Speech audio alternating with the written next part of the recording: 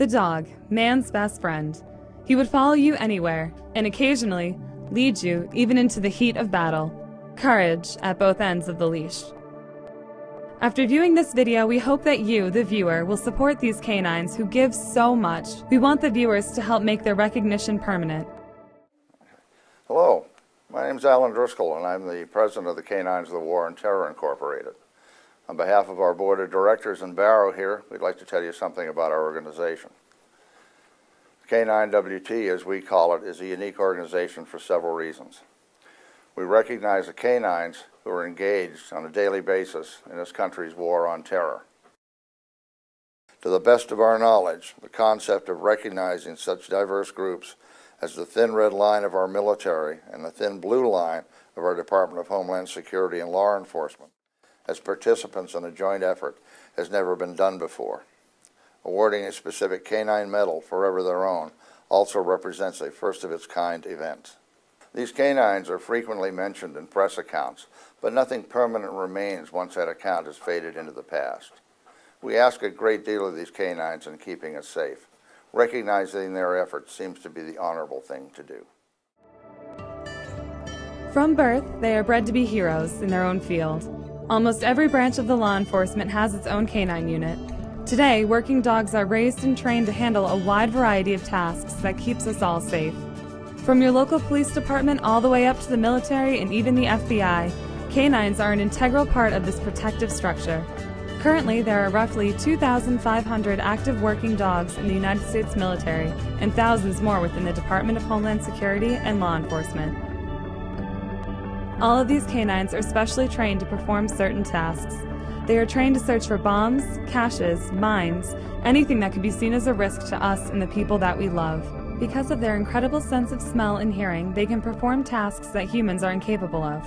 The dogs are trained to treat their searches as more of a game, similar to hide and seek. Finding something that is dangerous to us is the same as finding a treat or a prize to them.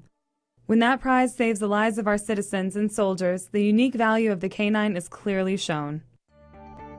For most working dogs, their training is an ongoing event. Whether it's scouting, searching for explosive caches, drugs, whose sale supports terrorism, or the detection of mines and improvised explosive devices, the handler and his canine train together and develop a bond and a reliance upon one another that is complete and necessary in order to, as safely as possible, perform their assigned jobs. When you see a police canine or a canine in the airport, you are looking at a highly trained unit that is working to keep you, the average citizen, safe. There is a penalty for all of this in the fact that the working canine will never be the average carefree household pet.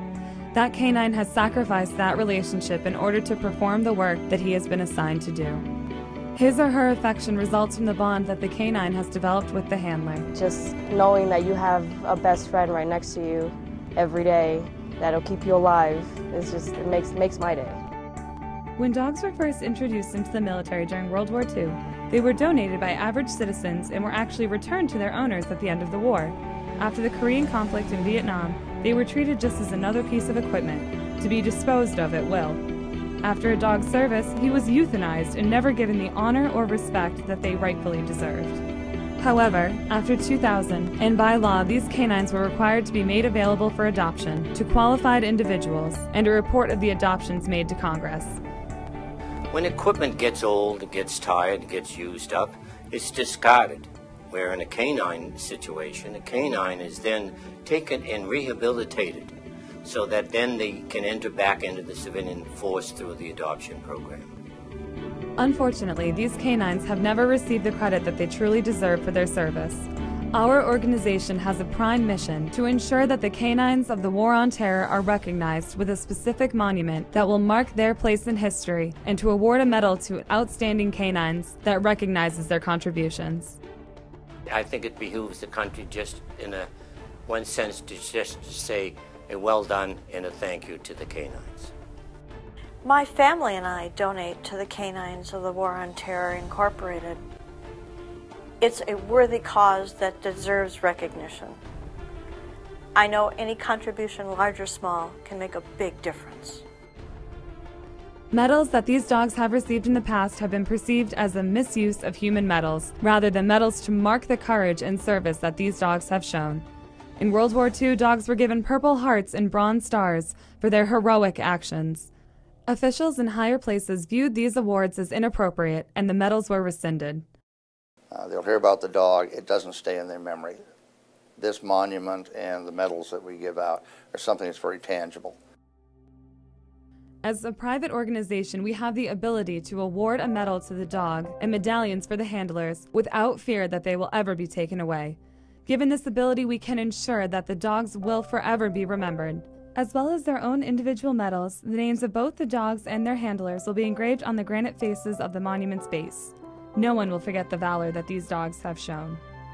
You just can't build a machine to do the job that a dog will do. The monument itself will be a greater-than-life-size bronze of a canine and his handler stepping into danger.